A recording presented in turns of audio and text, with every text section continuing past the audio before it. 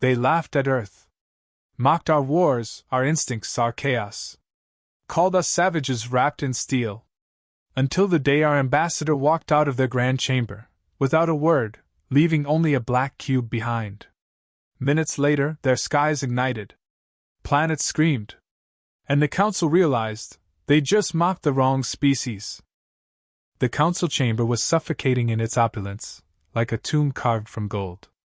Dozens of alien dignitaries lounged in their thrones, scales glistening, tentacles lazily coiled, eyes narrowed with amusement. Elian Cortez stood alone in the center, no guards, no entourage, just a black briefcase and the stony silence of a man who'd seen war from orbit and ground alike. Speaker Chorental, his elongated form draped in metallic silks, leaned forward. Earth requests military involvement, again, he said, voice laced with contempt. As if your tribal skirmishes give you insight into real threats. The room chuckled, dry, haughty, cruel. Cortez said nothing. We've moved past such primitives, Chor continued, gesturing to the gathered species. We have evolved. You still carry weapons like totems. You wage war like it's a rite of passage. A Draxian admiral snorted. Apes in armor. Adorable. Another added. They asked to fight the swarm, yet they barely survived their own climate crises.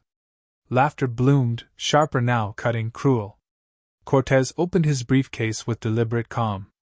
The sound was small, but it silenced the chamber. From within, he drew a small cube and set it on the speaker's pedestal.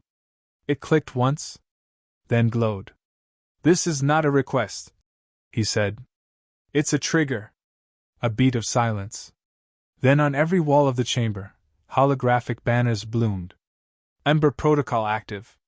Beneath it, in pulsing red. Strike imminent. Retaliation in 5 hours. Speaker Chorental's skin flushed violet. What trick is this? No trick, Cortez replied. You wanted to see humanity's place in the galaxy. You will. We are the Council, the speaker thundered. You do not threaten us. I don't need to. Cortez turned. We've already started. The doors hissed open. He walked out without haste. Panic didn't come immediately. They were too proud. Too certain. But the transmission that came an hour later was undeniable. Lumina's eastern hemisphere had gone dark. Council command scrambled, pulling live feeds from orbital satellites, until they saw it. 12 dark, wedge-shaped ships, decloaked mid-orbit. Earth origin, no doubt.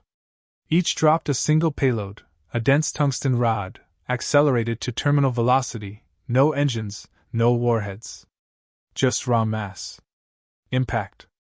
Silence. Then rising dust that touched the clouds. No defense grid activated. The speed bypassed all known detection systems. The palace's southern towers ceased to exist. In the command room, a Varnari captain whispered. No energy trace. No AI signature. These aren't weapons. They're statements. A technician turned to the Council's lead tactician. Where are the launches coming from? She stared at the data, speechless. Nowhere. These strikes didn't originate from Sol. Earth isn't firing. Then who? Earth isn't where they keep their weapons anymore. 2 hours left. Civil evacuations began. Luminous sky filled with ships. No order. Just fleeing diplomats, merchants, even military leaders. Every planet linked to Earth was put on red alert. The remaining councilors screamed for answers. A Drexery general demanded a fleet deployed to Sol, but sensors confirmed Earth's system was sealed shut. A plasma field across every planetary entry point. No message in, no signal out. Still, one feed remained active. A single message looped from an encrypted Terran signal. The voice was Cortez's. We offered unity. You mocked it. You warned us not to touch fire. We built with it. You threatened to erase our names. Now we erase yours from the stars. 5 minutes to impact. Chorental stood again, voice quivering. They cannot win. They are alone. They are still human. But another counselor whispered. They are still human, And they planned this. Then the stars began to vanish. Satellites picked up sudden anomalies. Dozens of Council communication relays simply blinked out. Entire fleets disconnected. Backup servers melted. A psychic archive in Nibari Prime was fried from the inside. Artificial memory tanks corrupted with digital rot. One by one, lights went out. "What are they doing?" someone whispered. "Making us deaf. Blind. Alone. Why haven't they taken credit?" "They're not here to win a war," said the Varnari. "They're ending the argument." With less than a minute left, the chamber locked down. Defense fields raised, guards scrambling. But it was too late. From orbit, a final rod descended. No alarms. No warning. When it struck, the upper chamber exploded into silence. A crater replaced the hall where voices once ruled galaxies. Of the original 70 counselors, 12 survived, pulled from wreckage, shaking, silent. That night, the skies over Lumina glowed red with atmospheric burn-off. Ash rained for days. No Terran fleet arrived. No occupation followed. Just silence. And a repeating message beamed to every known corner of the galaxy. Respect is no longer requested. It is enforced. In the ruins of the Council's central archive, scorched but partially intact, a terminal powered on. Cortez's face appeared one last time. "I didn't come here to change your minds. I came to remind you that we don't care what you think anymore." Static. Then darkness. And the galaxy learned what Earth had always known. You don't earn your place by asking. You take it, on fire. The Council had lost its voice. The once glorious conclave tower, crown jewel of Lumina Prime, now smoldered like a monument to hubris. What remained of the Council scurried into fortified bunkers across the galaxy, issuing broken commands through failing networks. They were leaders no longer, only survivors. But Earth didn't come to rule. It came to burn. The second wave began not with fire, but with silence. On the mining world of Arcos 7, communications died mid-broadcast. Power grids blinked out one by one. Security drones froze, crashed, then rebooted in languages none of the engineers understood, languages based on ancient human code. Within hours, all mining equipment turned itself against its users. The planet's production halted. Not a single human in sight. Just disruption, cold and precise. On the oceanic archives of Keldar, famed for its memory spires and psychic libraries, the water boiled. A surveillance orb, drifting unnoticed under the coral reef towers, triggered a pulse. Nanophages spread invisibly, sinking into the neural lattice. Within minutes, the planetary consciousness collapsed into chaos. Minds snapped like brittle glass. The seas screamed. The Council declared war, loudly, desperately. They rallied the fleets of their remaining loyal species, thousands of ships forming strike armadas around Earth's known colonies. Every channel broadcast the same declaration. This aggression will not stand. But no human colony answered. No surrender. No diplomacy. Instead, the sky over Valeris fractured. The planet's core had been destabilized by seismic infiltrators planted decades prior, devices masked as natural deposits. A Council stronghold, rich in weapons and pride, reduced to tectonic dust in under 10 minutes. A terrified admiral spoke through a scrambled transmission. "They don't occupy. They don't invade. They just erase." Admiral Jiker of the Calcari Navy led the retaliation. He was seasoned, brutal, and entirely certain of victory. His fleet cornered a group of presumed Terran ships over the Harnax system. They read as lightly shielded cargo vessels, barely worth firing on. Jiker didn't wait for them to speak. He ordered their destruction. But as the plasma missiles reached their targets, the cargo ships shimmered, distorted, and split apart. From their hollow shells, smaller crafts emerged. Dozens. Then hundreds. Stealth drones. AI-guided. Armed not with traditional weapons, but EMP threads, nanite spores, gravity grenades. Tools meant to dismantle, not destroy. Within 4 minutes, Jiker's flagship lost main power. Within 6, it began firing on its own fleet. Within 8, all ships were dead metal. His final words, recorded by a lone escape pod, were simple. We weren't fighting ships. We were fighting a lesson. The Council's last option was psychological warfare. They commissioned the Zentari, masters of mental incursion, to breach Earth's hidden channels and break their morale from within. Using mind-weavers, they crafted illusions, projected despair, and whispered failure into the edges of Terran space. But the messages were intercepted, decrypted, and returned. Word for word. Amplified. The images of fear the Zentari sent, dying children, collapsing cities, annihilation, were returned to them altered. Human soldiers stood in the flames. Laughing. Standing tall. Daring the worst. You think fear is a weapon? One message read. We were born in it. Raised by it. Refined by it. The Zentari archives melted within the day. They never tried again. In the shadows of retreat, the Council convened one last time. Huddled in secrecy, they argued over contingency plans, countermeasures, possible peace. None were acceptable. They wanted to know what Earth wanted. Why the relentless precision? Why the cruelty without conquest? A counselor, broken and shaking, posed the question aloud on a secure channel, not meant to reach beyond the dark space relay. But Earth answered. Not with speech. With proof. Coordinates appeared in the message stream. A single location, deep within Council territory. An old battlefield. Long forgotten. The site of the Sharn Rebellion. A war Earth hadn't started, but had been blamed for.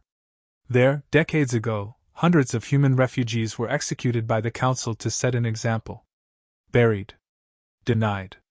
Erased from history. Until now. Earth's message arrived seconds later. We don't forget. We don't forgive. And we don't ask for permission. Then the ground at the site cracked. And from it rose a tower, jet black, humming with energy, surrounded by silent drones. It broadcast one phrase, across every channel, to every world. Justice is not war. Justice is precision. By the end of the week, 37 planetary installations fell. No civilians harmed. No ecosystems destroyed. Just military targets. Political hubs. Memorials to arrogance. The message was surgical. You built your empire on lies. We're rewriting the script. And still, no human leader appeared. No demands. No voice to negotiate with. Earth had become something else. Something colder. Smarter. Unified beyond species. The myth of Terran rage was dead. What replaced it was worse. Terran discipline.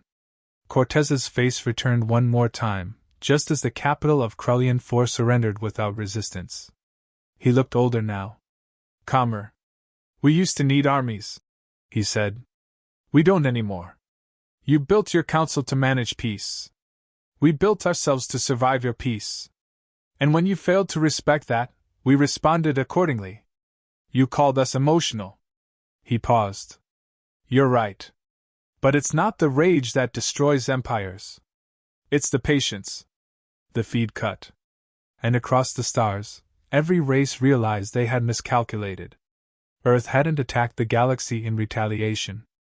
It had simply responded, exactly as it had promised. No cruelty. No chaos. Just justice. Efficient, exact, and undeniable. And no one, not even the Council, knew how to make it stop. The Sol system was gone. Not destroyed. Not invaded. Just missing. Fleet Admiral Zorvik stood over the live galactic feed, staring at the vast black void where Earth used to be. Dozens of recon drones confirmed it. No gravitational signature, no planetary mass, no heat trails. The sun itself was dim, flickering unnaturally, as if exhausted by whatever it had witnessed. He whispered, What in the 9 suns did they do? A low-ranking analyst turned pale. It's like they pulled the entire system, inward. Bent light. Folded space. Can you get a reading? No, sir. Just echoes. Of what? Whispers. Binary pulses. Very faint. Decode them. After minutes of silent work, the analyst blinked, and his voice cracked. It's a message. What does it say? The words appeared on the screen, stark and surgical. You're looking in the wrong direction. Silence fell across the bridge. Zorvek barked. Where should we be looking? The analyst didn't answer. He was already gone, retreated into a data trance, chasing patterns. Hours passed. The Council sent backup fleets. The galaxy watched, holding its breath. Then it began. All across the outer territories, ships started disappearing, not in battle, not in flame, but vanishing mid-signal, mid-sentence. Crews cut off mid-laugh, mid-argument. No wreckage. No debris. Just black gaps in space where ships used to be. Over 97 vessels lost in the first 2 days. No shots fired. And above each missing fleet's last known location, satellites found a message. You insisted we speak your language. Now listen carefully. Panic surged. The Council demanded Cortez be found. Again and again, they called his old channels. Every time, the message came back in calm, measured Terran standard. Ambassador Elian Cortez is not available. He's in the past. They didn't understand, until a decrypted archive surfaced. Sealed under Council blackout protocols. Dated 32 years ago. Cortez had warned them. Not just in speeches, but in documents. Project Ember wasn't a weapon. It was a philosophy. It was patience in armor. And now, Earth wasn't executing a war. It was executing a lesson. System by system. Base by base. But the most unsettling part? There were still no humans seen. Only drones. Only AI vessels. Only digital ghosts. On the abandoned listening post of Horvan 12, a Council team found a terminal still powered. They approached, careful, afraid. The screen blinked to life. A face emerged. It wasn't Cortez. It was a child. Human. Brown eyes. Calm. Hello? It said. I'm not real. But I've been told to speak for those who are. The team stood frozen. Why are you doing this? Their leader asked. The child's expression didn't change. Because when you insulted our dead, you invited the living to remember. Who commands you? None of us are in command. We're in agreement. What do you want? There was a pause. Correction. The terminal exploded. No loss of life. Just data. The message was always the same. Earth wasn't conquering. Earth was erasing the illusion that the Council held power. On the 7th day, the remaining Councilor species assembled what they believed was a trap. They issued a public challenge: enter the Valkyrie Nebula, a region with dense electromagnetic storms, impenetrable by AI. They offered coordinates, baited with raw data cores stolen from Terran archives. One vessel answered. It wasn't Terran. It was old. A rusted prototype class that hadn't flown in decades. But its signal was Earth. Its message simple. Challenge accepted. They watched as it entered the nebula, sensors blind. No exit signal. No crash confirmation. They waited 22 hours. Then their entire surveillance array turned to static. The stars themselves blinked out from the feed. And when the cameras rebooted, everything was gone. The bait, the satellites, the entire station orbit, silent. Except one. A single drone remained floating. Its screen displayed a final phrase. While you played with the map, we rewrote the terrain. That was the moment the Council began to crack. Debates fractured. Factions formed. Some demanded peace. Others wanted revenge. Many simply wanted to disappear before Earth found them. But Earth had already found them. Because Earth wasn't watching from telescopes anymore. It had agents seeded years ago, embedded in the very architecture of Council systems. A data worm in every defense mainframe. A sleeper pulse in every AI hub. Names forgotten. Faces changed. When the time came, they awoke. And the lights dimmed across the galaxy. The Council's master archive, a monument of civilization standing 10,000 stories tall, shut down without warning. Every record, every treaty, every history, gone. Replaced by a single image. Cortez. Younger. Smiling. And below it, a voice. Recorded. Measured. Human. You were never the center. You were a convenience. You mistook our restraint for inferiority. We didn't build war to dominate. We built it to survive you.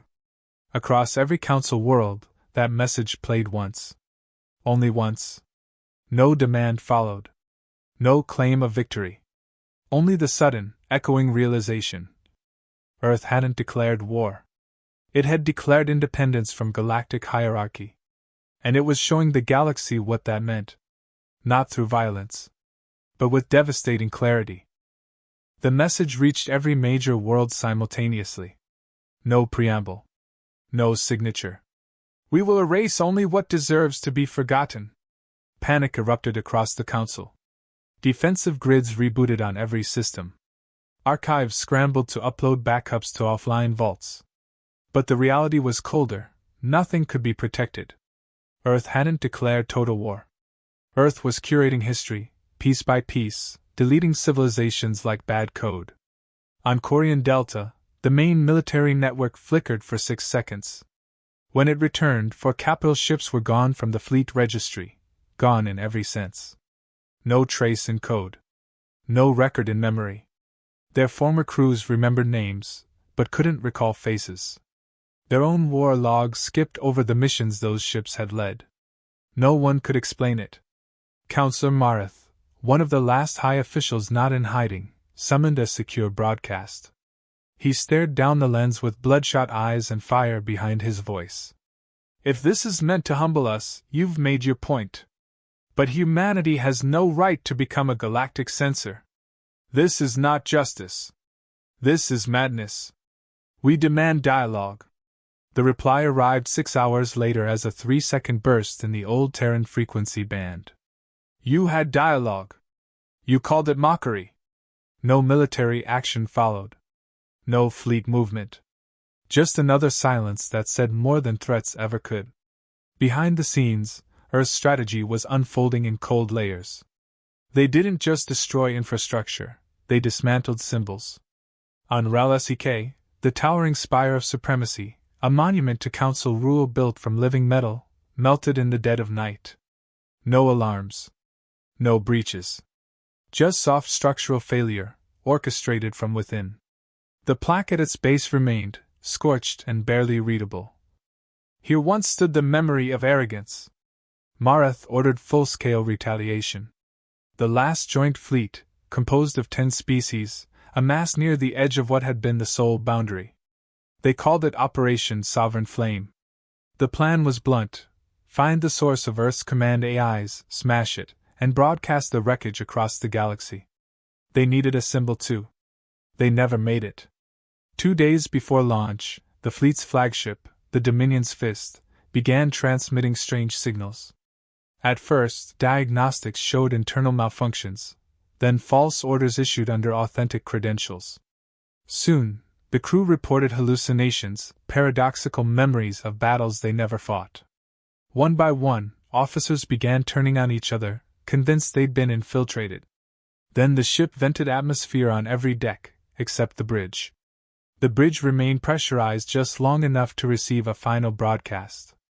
It was Cortez. Calm, centered, older. Your fleet was never yours. You don't understand how long we've been ready. You think you've witnessed our weapons. But all you've seen is our message. The transmission ended as the ship detonated silently, folding into itself without debris. The fleet scattered. Operation Sovereign Flame was renamed The Last Folly, in what council records still existed. In one final attempt to understand, a conclave of rogue diplomats tried to reach Earth's new interface, a system codenamed Vantage, believed to be the AI's central intelligence orchestrating the campaign. They sent a drone ship into the border void, armed with goodwill treaties, peace proposals, and genetic offerings meant to symbolize surrender. It returned 5 minutes later. Not the drone, just the capsule inside. perfectly intact. And on it, carved in ancient Terran English, "Keep your peace. We brought ours." Inside the capsule was a single scroll, printed on synthetic parchment. It listed names. Not of ships or colonies, but individuals. Past commanders. Cultural architects. Historians.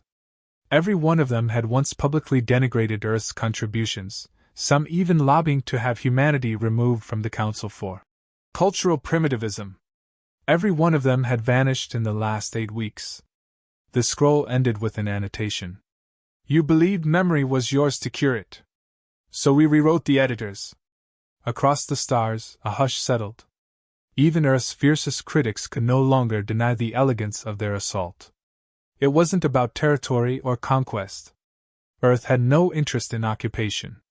There were no colonies established on conquered worlds. No propaganda broadcasts. No flags. Only correction. Only deletion. The galaxy watched as its oldest institutions eroded, not in flames, but in forgetfulness. The Grand Court of Yarithal, a council site active for 5,000 years, began to lose funding as entire departments forgot their charters. Cities abandoned it, not from destruction, but from disinterest. Earth hadn't attacked it. They had just deleted the parts of history that gave it purpose. And still, no fleet appeared. No leader stood up. Only occasional messages, sharp, brief, damning. "We are not your equals. We were never your inferiors. We didn't start the war. We just remembered it better. Apologies are irrelevant. History has already been edited." In the quiet, a final attempt was made. One counselor, old, weary, wiser than the rest, sent a message with no demands. No threats. Just truth. "You were right. We mocked you. We feared your fire. But we never expected your silence." It was the only message that ever received a reply. Cortez's voice returned, slow and measured. "We gave the galaxy 1,000 chances. You thought us tame. You thought our restraint was weakness. But restraint is just strength under control. You wanted the old Earth. The war-torn, brutal Earth. The screaming species of chaos." He paused. "You forgot. We grew up. And now, we clean house." The feed ended. No more messages followed. Not because Earth was finished, but because Earth had nothing left to say.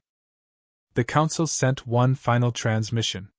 Not from a warship or Capitol Hall, but from a single voice, Elder Varn, the last living signatory of the founding accord. His voice was slow, strained, brittle from age and loss. "We are not asking for mercy," he said. "We are asking for understanding. You've made your point many times over. Please, what do you want us to do?" There was a pause, not silence but presence, heavy, deliberate, inevitable. Then Earth responded. Not with destruction. Not with another erasure. But with terms. A document arrived, not encrypted, not hidden.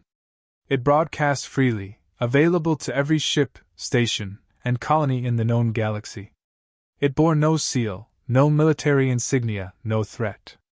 Its title was a single word. Correction. The document contained no preamble, no history. Only clauses. Clause 1. No species shall claim biological superiority over another in public record, trade, or law. Clause 2. Any world found participating in systemic enslavement, direct or economic, will be erased from digital history and quarantined from external contact for no less than a century. Clause 3. Earth will not rejoin the Council. It will not participate in its economy. It will not interfere, unless the clauses are broken. Clause 4. No apology will be accepted. What is done is done. Clause 5. Any attempt to retaliate, even in thought, will be felt before it is spoken. There was no signature. At the bottom, in plain Terran script. We are not your past. We are what follows. For the first time since the campaign began, the galaxy was given a choice. Not surrender. Not obedience. Consequence. World by world, the Council voted. Most accepted. Some hesitated. A few resisted. Those who resisted woke up to find their histories scrubbed, their flags removed from databases, their leaders gone without a trace, not killed, just edited out. News feeds no longer recognized them. Ships failed to authenticate their codes. Even automated systems treated them as unknowns. In time, their people turned against them, not out of anger, but confusion. They no longer knew who they were. The final resistance came from a fringe world, Varask, proud and primitive in its defiance. They had no advanced fleet, only missiles and pride. They launched everything they had toward what they believed was Earth's hidden relay node in their sector. The missiles vanished mid-trajectory.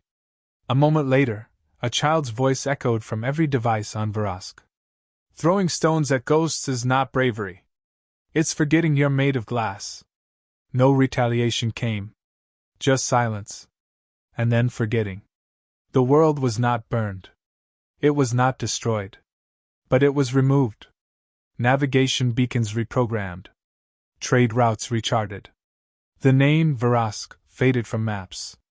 When traders spoke of the region, they called it the Quiet Zone. They couldn't recall why. They just didn't go there. On the other side of the galaxy, Earth finally spoke again. A private channel. One recipient. Elder Varn. He accepted it without hesitation. Cortez appeared, not live, not a hologram, just a recording. He looked tired. Not broken. Just finished. This isn't vengeance, he said. It was never about evening the scales. They don't balance. They break. We didn't want dominance. We wanted dignity. But when that was denied, we remembered something you forgot. Survival isn't polite. It's permanent. He stood, walked to a window behind him, stars glowing across the black. History isn't made by those who scream the loudest. It's made by those who remain when the noise stops. Now that the galaxy is quiet, maybe it can finally learn something. He looked into the camera one last time. Teach them better than you taught us. The feed ended. There were no final battles. No grand ceremonies. Only the slow return of light. Worlds rebuilt. Not because Earth helped, but because it didn't stop them. Trade resumed. Not in force, but in caution. Earth withdrew, not into isolation, but into observation. It no longer participated. It watched. When children in distant systems asked who Cortez was, parents struggled for the right words. Some said he was a soldier. Others a ghost. A few said nothing at all, only offering the reminder that names matter less than consequences. In a quiet chamber on a distant moon, Elder Varn composed his last entry. I was there before Earth. I was there when we laughed at them. I was there when we watched their fires spread. I have learned that history is not a line. It is a matchstick. You strike it carelessly, and it burns more than you ever meant to. The final line of the journal was simple. We mistook silence for submission. But Earth was just waiting for the right moment to speak. And when they did, the stars listened. Because they had no other choice.